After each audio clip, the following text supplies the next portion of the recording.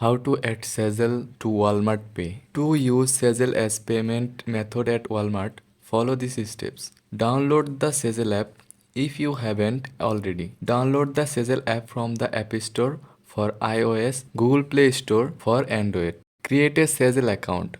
Sign up for an account and ensure you have a Sezzle Virtual Card along with a Sezzle Premium or Anywhere membership. Search for Walmart in the Sezzle app. Open the Sezzle app and use the search feature to find Walmart. Add item to your Walmart cart. Browse the Walmart website or app and add item you wish to purchase to your cart. Create a purchase request. In the Sezzle app, go to the Virtual Cart tab and select Make a Purchase Request. Enter the total amount of your Walmart cart, include any taxes and shipping fees. Select Pay with Sezzle. Choose Pay with Sezzle as your payment method.